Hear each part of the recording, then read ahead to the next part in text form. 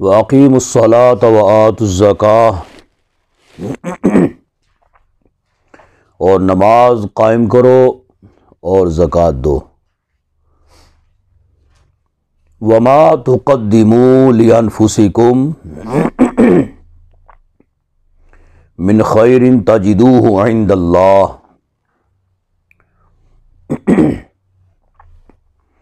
اور جو کچھ بھی آگے بھیجو،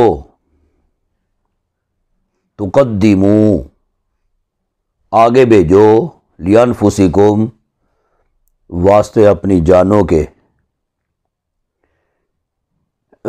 من خیر کوئی بھی بلائی، تجدوہ عند اللہ پاؤ گے اس کو اللہ کے پاس، یا اللہ کے نزدیک۔ یعنی جو بھی نیکی یا جو بھی عمل تم آگے بھیجو گے تو وہ اللہ کے پاس اس کو پاؤ گے۔ ان اللہ بما تعملون بصیر، بے شک اللہ تمہارے کام دیکھ رہا ہے۔ یعنی اے مسلمانوں، تم کفار کے بہکاوے میں نہ آؤ۔ جی وہ جو تمہیں اکثر کہا کرتے ہیں نا کہ جی آخرت کا دن ہمارے لیے ہے، آخرت میں ہم سرخرو ہوں گے، ایسی لا یعنی باتیں جو ہے نا وہ کرتے رہتے ہیں، لیکن ان کی باتوں پہ کان نہ دھرو۔ تم اپنے اعمال، نیکیاں یہ تم جاری رکھو، نماز ادا کرتے رہو، زکوٰۃ دیتے رہو، تو اور بھی نیک اعمال جو بھی ہیں، یعنی نماز، روزہ، حج، زکوٰۃ، صدقات و خیرات، دیگر تسبیحات، جو بھی نیک اعمال تم کرو گے تو بروز قیامت ان تمام نیکیوں کو تم اللہ کے حضور پاؤ گے، یعنی اس کا اجر و ثواب تم پاؤ گے۔ کوئی بھی نیکی رب العزت ضائع نہیں فرمائے گا، ٹھیک ہے؟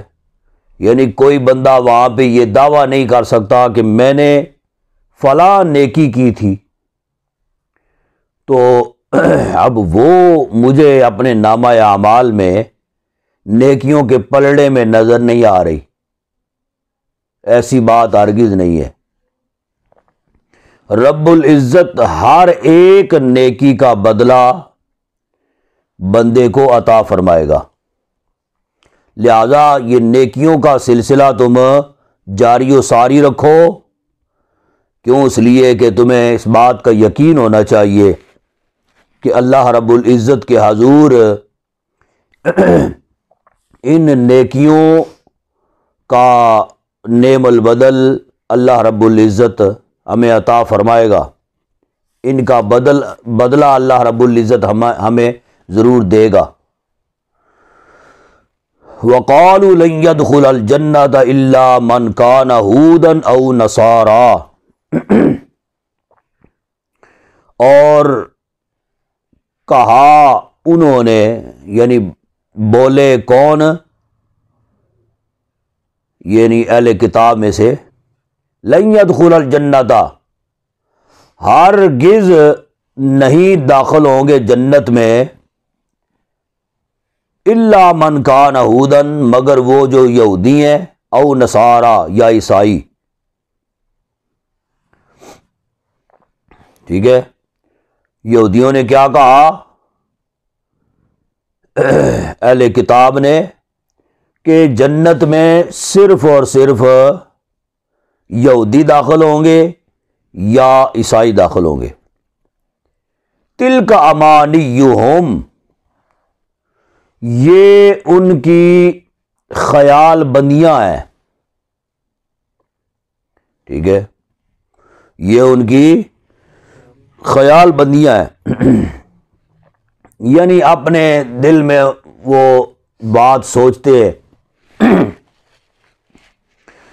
اور جو سوچتے ہیں تو وہ سمجھتے ہیں کہ بس یہی آقا ہے، ایسی بات ہرگز نہیں ہے۔ تلک امانیہم، یہ ان کی نفسانی خواہشات ہے، ٹھیک ہے۔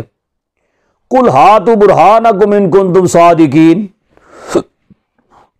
فرمایا کہ تم فرماؤ، لے آؤ کوئی دلیل اگر تم سچے ہو۔ تمہیں اس بات کا گمانڈ ہے کہ یہودی اور نصرانی یہی جنت میں جائیں گے، اس بات کا تمہیں اگر گمانڈ ہے تو فرمایا کہ ہاتوا برہانکم، کوئی دلیل تو لے کے آؤ اس کی، اگر تم سچے ہو۔ بلا من اسلم وجہہ للہ وہو محسن فلہ اجرہ عند ربہ، اب اللہ رب العزت واضح فرما رہا ہے کہ جنت میں جائے گا کون۔ یہودیوں نے تو اپنے فہم کے مطابق، اپنے ذہن کے مطابق کہہ دیا نا، لیکن جنت میں جائے گا تو وہی جس کا فیصلہ اللہ رب العزت نے فرمانا ہے، کیونکہ جنت بھی اسی کی ہے، مالک وہی ہے، تو یقینی بات ہے کہ جس کا فیصلہ رب العزت نے فرمانا ہے جنت میں وہی جائے گا، کوئی اور دوسرا تیسرا نہیں جا سکتا۔ فرمایا کہ من اسلم وجہہ للہ، جو جھکائے اپنا چہرہ اللہ کے لیے، اسلم جھکائے، وجہہ اپنا چہرہ، اپنا منہ، للہ اللہ کے لیے۔ اور مسلمان کی تعریف کیا ہے؟ مسلمان کس کو کہتے ہیں؟ جو اپنا چہرہ اللہ کے لیے جھکا لے، اس کو مسلمان کہا جاتا ہے۔ مسلمان کا معنی ہی یہی ہے، اسی سے اسلم سے ہی مسلمان یا مسلم، جو جھکائے اپنا چہرہ اللہ کے لیے، وہو محسن، وہی نیکوکار ہے،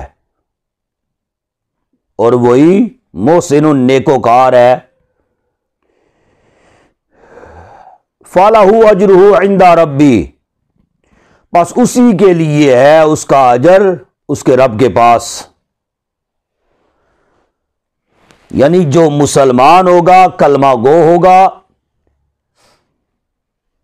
اسلام کے دائرہ کے اندر داخل ہوگا، فرمایا کہ نیکوکار وہی ہے، اور اسی کے لیے اجر ہے جو اس کے رب کے پاس ہے۔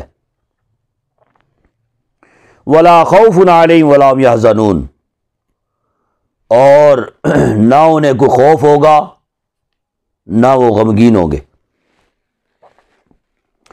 ایک مرتبہ نجران کے عیسائی اور مدینہ کے یہودی حضور اقدس صلی اللہ علیہ وسلم کی خدمت میں حاضر ہوئے، جمع ہوئے، اور آپس میں مناظرہ کرنے لگے۔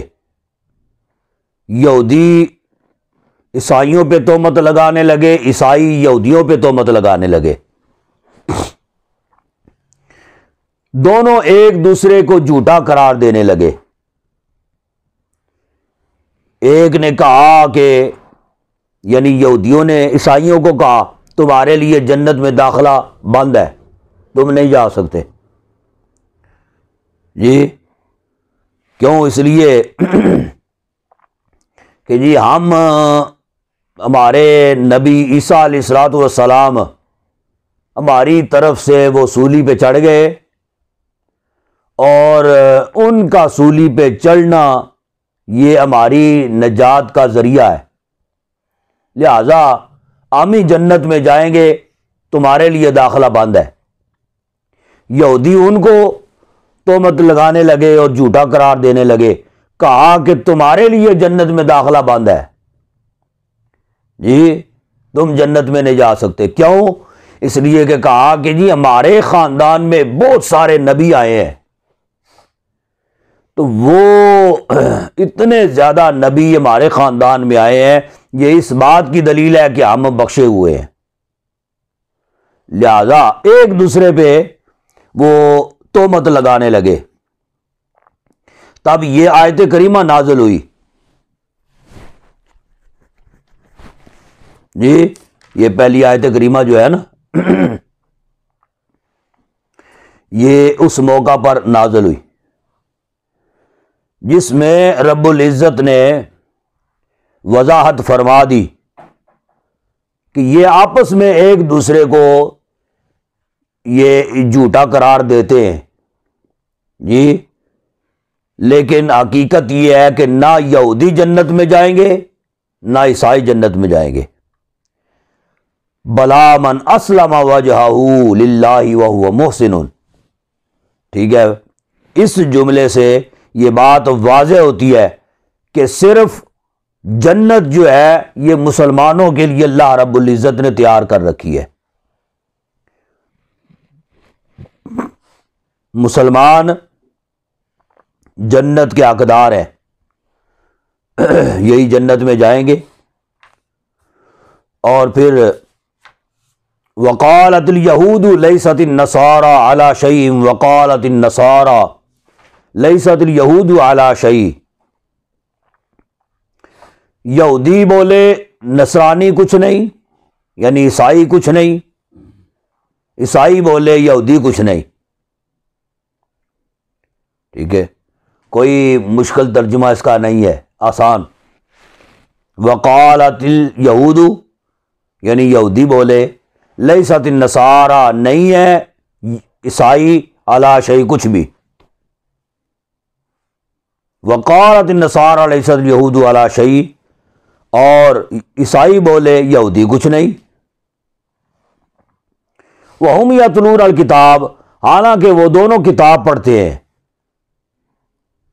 جی کذالک قال الذین لا یعلمون مثل قولہم، ایسے ہی کہا لا یعلمون جو نہیں جانتے، مثل قولہم ان جیسی بات، یعنی اسی طرح جاہلوں نے ان جیسی بات کہی۔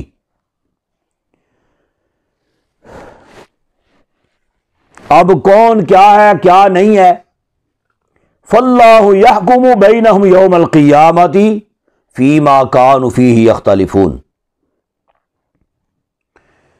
تو اللہ پس اللہ، فاللہ پس اللہ، یحکم فیصلہ فرما دے گا، بینہم ان دونوں کے درمیان، یوم القیامت قیامت کے دن، اللہ قیامت کے دن ان میں فیصلہ فرما دے گا، فیما کانوا فیہ یختلفون جس بات میں وہ جھگڑ رہے تھے، کانو، ٹھیک ہے جی، جس بات میں وہ جھگڑ رہے تھے بروز قیامت اللہ تبارک و تعالیٰ فیصلہ فرما دے گا۔ یہی نجران کے عیسائی حضور نبی کریم صلی اللہ علیہ وسلم کی بارگاہ میں آئے اور مدینہ کے یہودیوں کو پتہ چلا تو وہ بھی آ گئے۔ جب آ گئے تو پھر یہودی عالم نے عیسائیوں سے کہا کہ تم بے دین ہو، تمہاری کوئی حیثیت نہیں، کوئی اوقات نہیں ہے۔ کیوں؟ اس لیے کہ کہا کہ جی نہ عیسیٰ علیہ الصلوۃ والسلام اللہ کے پیغمبر ہیں، نہ انجیل اللہ کی کتاب ہے، ٹھیک ہے، اب عیسائیوں نے یہودیوں کو جواب دیا، کہا تمہاری بھی کوئی اوقات نہیں ہے، تمہاری بھی کوئی حیثیت نہیں ہے۔ کیوں؟ کہا نہ موسیٰ علیہ السلام اللہ کے پیغمبر ہیں، نہ تورات اللہ کی کتاب ہے۔ اس موقع پہ یہ آیت کریمہ نازل ہوئی جس میں فرمایا گیا کہ یہ آپس میں ایک دوسرے کو یہ کہتے ہیں، یہودی بولے نصرانی کچھ نہیں، نصرانی بولے یہودی کچھ نہیں، حالانکہ وہ دونوں کتاب پڑھتے ہیں۔ جی تورات والے کہتے ہیں کہ تورات حق پہ ہے، انجیل والے کہتے ہیں انجیل حق پہ ہے۔ تو یعنی ایک دوسرے کی تکذیب کرتے ہیں، لیکن حقیقت یہ ہے، یعنی اب آپ اندازہ فرمائیں کہ تورات انجیل کی تصدیق کرتی ہے، انجیل تورات کی تصدیق کرتی ہے۔ یعنی کوئی بھی کتاب نازل ہوتی تھی تو وہ باقی کتابوں کی، اللہ کی کتابوں کی تصدیق کرنے والی ہوتی تھی۔ ان کا حال یہ ہے کہ یہ آپس میں ایک دوسرے پر بہتان لگاتے ہیں، ایک دوسرے کے ساتھ جھگڑتے ہیں۔ تو فرمایا کہ حالانکہ یہ بھی کتابی ہیں وہ بھی کتابی ہیں، یہ بھی کتاب پڑھتے ہیں وہ بھی کتاب پڑھتے ہیں۔ تو لہذا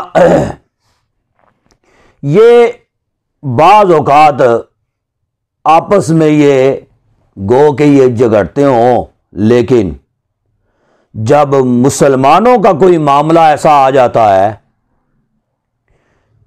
یہ سب ایکا کر لیتے ہیں آپس میں۔ جی یہ سارے مل کے مسلمانوں کے خلاف ہو جاتے ہیں۔ اس وقت یہ نہیں دیکھتے کہ ہم عیسائی ہیں، دوسرے یہ نہیں دیکھتے ہم یہودی ہیں۔ جی اس وقت یہ سارے جتنے بھی مذاہب ہیں وہ سارے اکٹھے ہو جاتے مسلمانوں کے خلاف۔ اب کئی مقامات پر آپ نے دیکھا ہوگا مسلمانوں کو جو ہے گاجر مولی کی طرح ایسے کاٹا جاتا ہے۔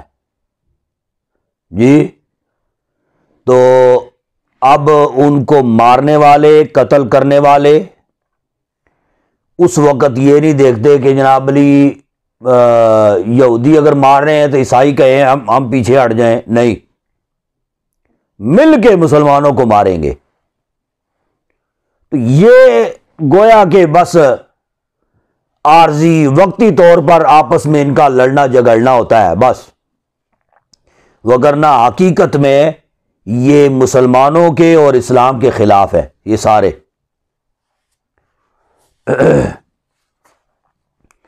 اور پھر وَمَنْ أَظْلَمُ مِمَّنْ مَنَعَ مَسَاجِدَ اللَّهِ أَنْ يُذْكَرَ فِيهَا اسْمُهُ وَسَعَى فِي خَرَابِهَا۔ اور اس سے بڑھ کر ظالم کون؟ وَمَنْ کون ہے؟ اظلم بڑا ظالم، یعنی مطلب کیا، اس سے بڑھ کر ظالم کون ہے؟ ممن منع، جو روکے مساجد اللہ، اللہ کی مسجدوں سے، اللہ کی مسجدوں سے روکے۔ کس وجہ سے روکے؟ ان یذکر فیہا اسمہ وسعی فی خرابہا، کہ ذکر کیا جائے، یذکر کہ ذکر کیا جائے، فی اسمہ اس میں اس کا نام لیا جانا، یعنی اللہ کا نام لیے جانے سے روکے، اللہ کا نام ذکر کیے جانے سے روکے۔ وسعی فی خرابیہ، سعی کہتے ہیں نا وہ سعی کرنا، یعنی کوشش کرنا، سعی اور کوشش کرے فی خرابیہ اس کی ویرانی میں۔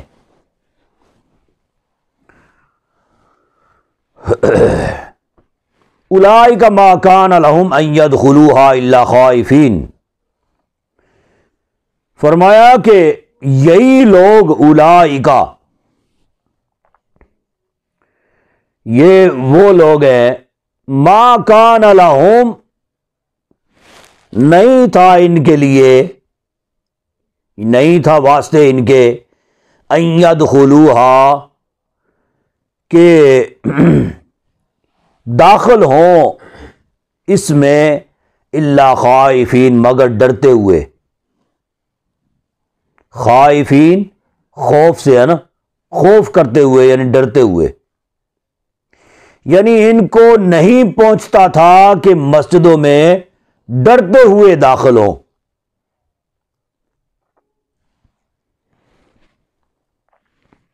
لہم فی الدنیا خزی ولہم فی الآخرۃ عذاب عظیم، ان کے لیے دنیا میں رسوائی ہے اور ان کے لیے آخرت میں بڑا عذاب ہے۔ ٹھیک ہے جی، اس آیت کریمہ کے دو تین شان نزول ہے جو مفسرین نے ذکر فرمائے ہیں۔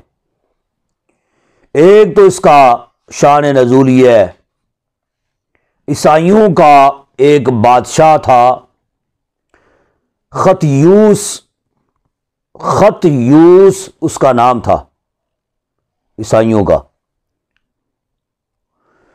اس نے ایک مرتبہ بنی اسرائیل یعنی یہودیوں سے جنگ کی، اور اس نے کیا کیا کہ بہت سے یہودیوں کو اس نے قتل کیا، نوجوانوں کو قتل کیا، بچوں کو اس نے قید کر لیا، تورات کی اس نے بے حرمتی کی، بیت المقدس شریف کی بے حرمتی کی، وہاں سے یہودیوں کو نکالا، وہاں سے بے دخل کر دیا اس نے۔ یہ سلسلہ، اور یعنی بیت المقدس کی اس طرح اس نے بے حرمتی کی کہ وہاں پہ مردار اس نے پھینکے، گھوڑے باندھے جو کہ وہاں پہ گندگی پھیلاتے تھے، اور اس کے اندر اس نے سور جو ہے نا یہ ذبح کیے۔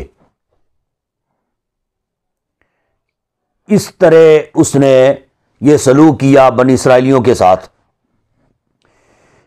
عمر فاروق رضی اللہ تعالیٰ عنہ کے دور مبارک تک بیت المقدس اسی طرح رہا، ٹھیک ہے، خلافت فاروقی میں، فاروقی تک بیت المقدس اسی طرح ویران رہا۔ پھر عمر فاروق رضی اللہ تعالیٰ عنہ نے فتح کسرا کے بعد دوبارہ بیت المقدس کو آباد کیا۔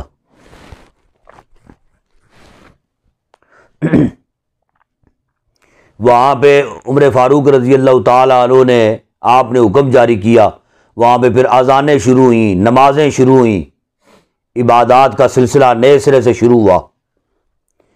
بعض کہتے ہیں کہ جو ہے یہ معاملہ بخت نصر جو تھا اس نے یہ سارا کچھ کیا ہے، ٹھیک ہے، وہ یہودیوں کا جو بادشاہ تھا خطیوس، یہ وہ نہیں، بخت نصر جو تھا اس نے یہ یہودیوں کا مطلب عیسائیوں کا بخت نصر، اس نے یہ سارا کچھ کیا ہے۔ اس نے یہود کو تباہ کیا، بیت المقدس کو ویران کیا، وہاں پہ پھر نمازیں موقوف ہو گئیں، بھی یہ سارا سلسلہ اس نے کیا ہے۔ لیکن بعض مفسرین یہ لکھتے ہیں کہ ان دونوں روایات پر یہ سلسلہ نہیں ہوا، ٹھیک ہے، یہ دونوں روایات جو ہے نا کوئی معنی نہیں رکھتی ہیں۔ حقیقت میں حضور اقدس صلی اللہ علیہ وسلم اور ان کے صحابہ کو یہ جو مشرکین مکہ تھے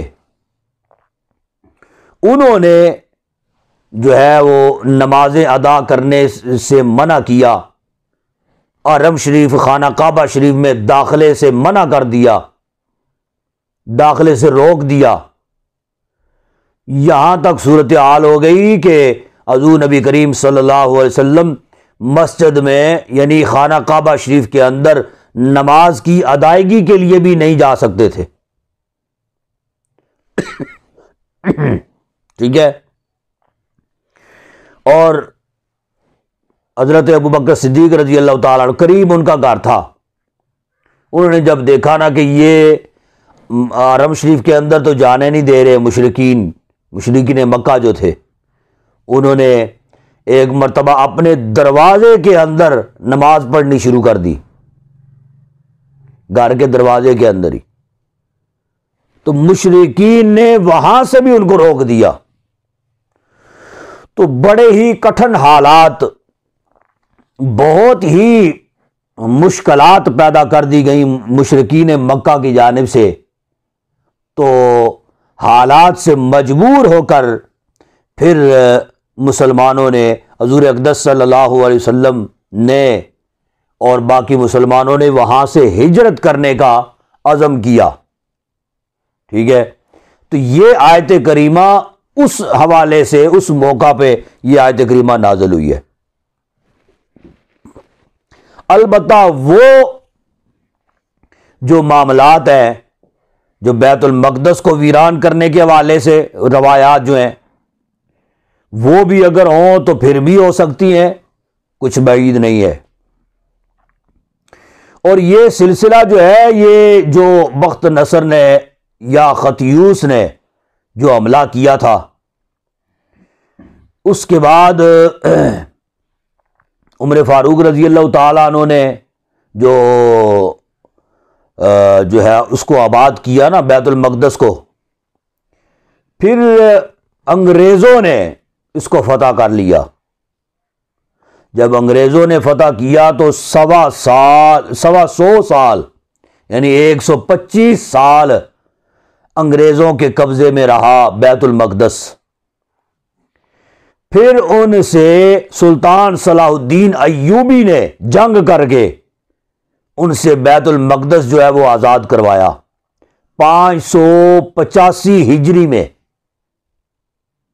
ٹھیک ہے، اس کے بعد سے پھر مسلمانوں کے کنٹرول میں آ گیا بیت المقدس۔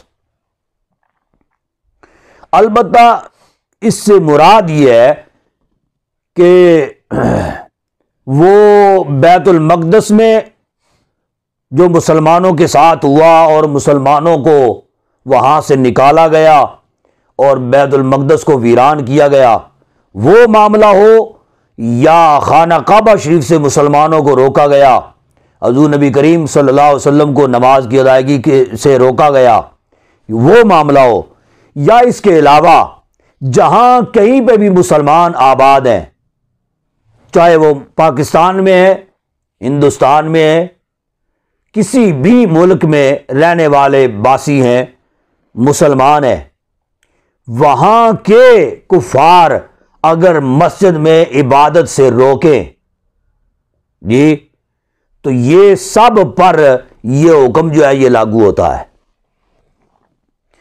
جس میں یہ واضح فرمایا کہ سب سے بڑھ کر ظالم ہی وہی ہے جو اللہ کے گھروں سے، اللہ کی مسجدوں سے لوگوں کو جانے سے روکے، وہاں پہ اللہ کا ذکر کیے جانے سے روکے، اللہ کی عبادات کیے جانے سے روکے، مسجدوں کو بند کر دیں، ویران کر دیں، مساجد میں نہ اذانیں ہوں نہ نمازیں ہوں جی، تو یہ فرمایا کہ سب سے بڑھ کر ظالم وہی ہے۔ اور ان کے لیے کیا ہے؟ فرمایا کہ دنیا میں بھی رسوائی ہے اور آخرت میں بھی ان کے لیے بڑا عذاب ہے۔ اب کوئی وقت تھا مساجد میں جو ہے وہ آذان ہوا کرتی تھی، مساجد میں یہ اپنا بڑے سپیکر میں بڑے اسپیکر میں اذانیں ہوا کرتی تھیں، بڑے اسپیکر میں جو ہے وہ جمعے ہوا کرتے تھے، کوئی پابندی نہیں ہوتی تھی۔ آہستہ آہستہ صورتحال یہ ہو گئی کہ جمعے جو ہیں یہ بڑے اسپیکر میں بند کر دیے گئے۔ یہ کس کی ماں پہ ہو رہا ہے؟ اور کئی علاقے ایسے ہیں، بالخصوص ہمارا کیپٹل جو ہے وہاں پہ، اور اس کے علاوہ کئی علاقے ایسے ہیں وہاں پہ اذان کی بھی پابندی ہے۔ وہ کہتے ہیں اندر کا اسپیکر لگا کے اذان دے لیا کریں، بڑے اسپیکر پہ آپ اذان نہیں دے سکتے۔ یہاں تک صورتحال ہے۔ اب یہ خود کر رہے ہیں یا کسی کے اشاروں پہ یہ سب کچھ ہو رہا ہے؟ اگر کسی کے اشاروں پہ ہو رہا ہے تو پھر بھی فرمایا کہ سب سے ومن اظلم ممن منع، سب سے بڑھ کر ظالم وہی ہے، اور دنیا میں بھی ان کے لیے رسوائی ہے اور آخرت میں بھی ان کے لیے بڑا عذاب ہے۔ اور پھر باری تعالیٰ نے مزید یہ اعلان فرمایا وَلِلَّهِ الْمَشْرِقُ وَالْمَغْرِبُ، اللہ ہی کے لیے ہے مشرق اور مغرب، یعنی پورب پچھم، پورب کہتے ہیں مشرق کو، پچھم کہتے ہیں مغرب کو، یعنی اللہ کے لیے مشرق و مغرب۔ فَأَيْنَمَا تُوَلُّوا فَثَمَّ وَجْهُ اللَّهِ، تم جدھر بھی منہ کر لو ادھر ہی ہے وجہ اللہ، یعنی توجہ اللہ کی۔ ان اللہ واسع علیم، بے شک اللہ وسعت والا، علم والا ہے۔ اب یہ اس کا یہ مطلب نہیں ہے کہ اللہ رب العزت نے یہ فرمایا وَلِلَّهِ الْمَشْرِقُ وَالْمَغْرِبُ، مشرق اور مغرب یہ تو اللہ کے ہو گئے، شمال جنوب جو ہیں یہ اللہ کے نہیں ہے، ایسی بات نہیں ہے۔ یعنی مشرق کے کنارے سے لے کر مغرب کے کنارے تک یہ سارا کچھ اللہ کا ہے، تو اس میں شمال اور جنوب جو ہیں یہ بھی اس میں آ گئے۔ جیسے مثال کے طور پہ کوئی بندہ کہے نا کہ اس بندے کو سر سے لے کر پاؤں تک پسینہ آیا ہوا ہے، سر سے پاؤں تک یہ پسینے میں شرابور ہے، اس کا یہ مطلب نہیں ہے کہ اس کے بازو جو ہیں وہ پسینے سے باہر ہیں، بازو جو ہیں وہ ان کو پسینہ نہیں آیا، ایسی بات نہیں ہے۔ جب یہ کہہ دیا سر سے پاؤں تک پسینے میں شرابور ہے، اس کا مطلب ہے کہ پورے جسم میں اس کا جو ہے نا وہ پسینہ آیا ہوا ہے، پورا جسم اس کا پسینے سے شرابور ہے، اس کے ہاتھ، اس کے پاؤں، باقی اعضاء سارا کچھ جو ہے وہ پسینے میں غرق ہے۔ ٹھیک ہے، تو یہ جو ہے جب اللہ نے یہ فرما دیا کہ مشرق مغرب یہ سارا اللہ کا ہے، اس کا مطلب ہے شمال اور جنوب بھی اس میں شامل ہے، وہ بھی اللہ کا ہے۔ یہ آیت کریمہ نازل ہونے کی کئی وجوہات ہیں۔ ایک تو یہ ہے حضور اقدس صلی اللہ علیہ وسلم اپنے صحابہ کے ساتھ جو ہے وہ سفر کر رہے تھے، کرتے کرتے رات اندھیری میں کسی مقام تک پہنچے، نماز کی ادائیگی کا وقت ہو گیا۔ ٹھیک ہے، اب رات اندھیری ہے، قریب کوئی مکان بھی نہیں ہے، کوئی آبادی بھی نہیں ہے، کوئی انسان بھی وہاں پہ ان کو اس علاقے کا نظر نہ آیا۔ اب دشواری ہو گئی، آپ کسی نئی جگہ پہ نئے مقام پہ جائیں نا تو آپ کو اندازہ نہیں ہوگا کہ قبلہ کس طرف ہے، جی، حتیٰ کہ بے شک آبادی کے اندر مکان جو ہے نا وہ بنے ہوئے ہوں، اب مکان بعض اوقات ان کا رخ ادھر قبلہ کی طرف ہوتا ہے کمروں کا، بعض اوقات ایسے ہوتا ہے، بعض اوقات ایسے ہوتا ہے، نہیں پتہ ہوتا قبلہ ادھر ہے ادھر ہے ادھر ہے کدھر ہے، نہیں پتہ ہوتا۔ تو آپ کیا کریں گے، اہل خانہ میں سے کسی سے پوچھیں گے، نماز پڑھنی ہے تو آپ پوچھیں گے قبلہ کس طرف ہے، وہ بتائیں گے، یا خود جائے نماز بچھا دیں گے یہ اس طرف قبلہ ہے جی۔ اور یقینی بات ہے ایسے ہوتا ہے کہ ہم سمجھ رہے ہوتے ہیں کہ قبلہ ہم نے سمجھا ہوا تھا کہ اس طرف ہے، لیکن قبلہ تو اس طرف ہے جی۔ جب انہوں نے بچھایا تو پھر اندازہ ہوا کہ قبلہ تو اس طرف ہے۔ تو یہ ایسے ہو جاتا ہے۔ لیکن اگر آپ کھلے کسی میدان میں ایسے جا رہے ہوں جہاں پہ کوئی آبادی کا نام و نشان نہ ہو، تو پھر آپ اگر اندازہ لگانا چاہیں تو پھر دشواری ہو جائے گی، مشکل ہو جائے گی۔ اب کیا ہوا کہ صحابہ نے جو ہے جب نماز پڑھنی تھی تو پتہ نہیں چل رہا تھا قبلہ کس طرف ہے، جس کا جدھر منہ آیا نا ادھر منہ کر کے نماز پڑھ لی جی۔ کسی نے ادھر منہ کر کے پڑھ لی، کسی نے ادھر منہ کر کے پڑھ لی، کسی نے ادھر منہ کر کے نماز پڑھ لی، جدھر منہ آیا، یعنی اپنے گمان میں خیال کیا، سوچا نا قبلہ اس طرف ہوگا، ادھر پڑھ لی۔ دوسرے نے خیال کیا نہیں اس طرف نہیں اس طرف ہے، ادھر منہ کر کے نماز پڑھ لی۔ تیسرے نے کہا نہیں اس طرف نہیں اس طرف ہے، ادھر منہ کر کے پڑھ لی۔ اب یہ معاملہ حضور اقدس صلی اللہ علیہ وسلم کی بارگاہ میں پیش کیا گیا تو یہ آیت کریمہ نازل ہوئی۔ ایک تو یہ بات ہے، اور پھر اس کے بعد جو ہے بعض نے کہا کہ یہ آیت کریمہ مسافر کے لیے نازل ہوئی ہے، یعنی مسافر اگر جو ہے وہ اپنی سواری کے اوپر سوار ہے، سفر کر رہا ہے اور وہ نفل عبادت کرنا چاہتا ہے، تو وہ جو ہے وہ جدھر بھی سواری، اب ظاہری سی بات ہے یا اس کا رخ ادھر ہوگا ادھر ہوگا ادھر ہوگا، کدھر اس کا رخ ہے کوئی پتہ نہیں ہے۔ مثال کے طور پہ سمندر کے اندر بحری جہاز ہے، اس میں جناب علی سوار ہے مسافر، اور وہ نماز پڑھنا چاہتا ہے، نفلی عبادت کرنا چاہتا ہے، تو اب یہ ہے کہ وہ اسے نہیں پتہ چل رہا کہ یہ جہاز ہمارا قبلہ رخ ہے یا کس سمت کو چل رہا ہے، کوئی پتہ نہیں ہے۔ تو فرمایا کہ یہ اس مسافر کے لیے حکم ہے کہ وہ جدھر بھی منہ کر کے نماز پڑھے گا، سواری اس کی جو ہے وہ چاہے چاروں اطراف گھومتی رہے گی تو پھر بھی اس کی نماز ہو جائے گی۔ بعض نے کہا کہ یہ آیت کریمہ جو ہے یہ نماز خوف ہے۔ نماز خوف سے مراد کیا ہے؟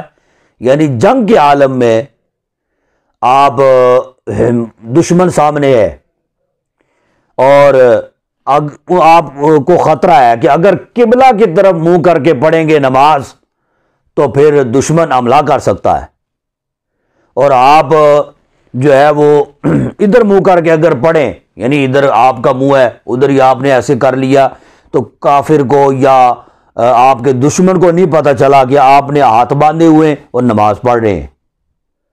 تو آپ نماز بھی پڑھنا چاہتے ہیں اور دشمن سے بچنا بھی چاہتے ہیں، تو آپ جدھر بھی منہ کر کے نماز پڑھ لیں گے پھر بھی آپ کی نماز ہو جائے گی۔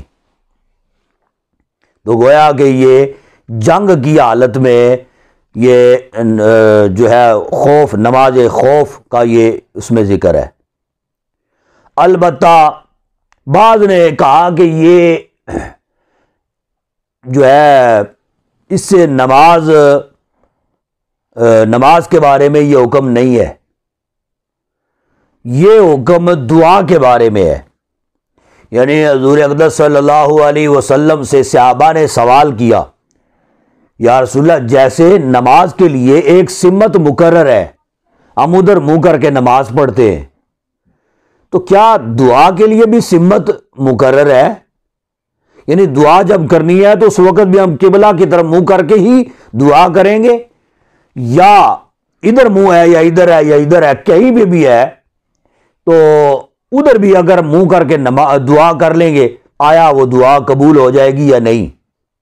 تب یہ آیت کریمہ نازل ہوئی جس میں بتایا گیا کہ دعا کے لیے کوئی سمت مقرر نہیں ہے، نماز کے لیے مقرر ہے، دعا کے لیے سمت مقرر نہیں ہے۔ اور دعا جو ہے وہ ادھر منہ کر کے دعا کرے پھر بھی ہو جائے گی، ادھر منہ کر کے جہاں پہ بھی آپ کا منہ ہے تو آپ دعا کریں گے تو اللہ تبارک و تعالی دعا قبول فرمانے والا ہے۔ فَإِنَّمَا تُوَلُّوا فَثَمَّ وَجْهُ اللَّهِ، یعنی ادھر ہی آپ اللہ کی توجہ جو ہے وہ پائیں گے۔ باری تعالیٰ جس سمت میں بھی آپ منہ کر کے دعا کریں گے رب العزت کی توجہ اس طرف ہو جائے گی اور آپ کی دعا رب العزت قبول فرمانے والا ہے۔ بعض نے یہ بھی کہا یہ پچھلی آیت کریمہ جو گزری ہے نا اسی کے تناظر میں یہ آیت کریمہ ہے، ٹھیک ہے، یعنی اس سے مراد کیا ہے، یعنی وہ کفار مسلمانوں کو مسجدوں سے روکتے تھے، جی مسجد میں عبادت نہیں کرنے دینی، مسجدوں کو بند کر دیتے تھے، تالے لگا دیتے تھے، مسجد کے اندر نماز ادا کرنے یا ذکر اذکار کرنے سے وہ منع کرتے تھے، روکتے تھے۔ تو یہ آیت کریمہ اس مقصد کے لیے نازل ہوئی ہے جس میں بتایا گیا ہے کہ ضروری نہیں ہے کہ تم مسجد میں ہی جا کے نماز پڑھو گے تب ہی اللہ قبول کرے گا۔ وَلِلَّهِ الْمَشْرِقُ وَالْمَغْرِبُ، تم جہاں کہیں پہ بھی منہ کر کے یا جہاں کہیں پہ بھی تم یہ چلے جاؤ نماز ادا کرو، ساری زمین اللہ کی ہے۔ وَلِلَّهِ الْمَشْرِقُ وَالْمَغْرِبُ، اللہ کے لیے مشرق مغرب شمال جنوب یہ ساری زمین اللہ کی ہے، جی تو لہذا تم ضروری نہیں کہ مسجد میں جاؤ، مسجد سے اگر وہ روکتے ہیں تو کوئی بات نہیں ہے، تم راستے میں کسی بھی میدان کے اندر آپ سمجھتے ہیں کہ یہاں پاک جگہ ہے، صاف جگہ ہے، وہیں پہ آپ سجدہ دے دیں، نماز پڑھ لیں، اللہ رب العزت آپ کی نماز وہاں پہ بھی قبول فرما لے گا، ٹھیک ہے۔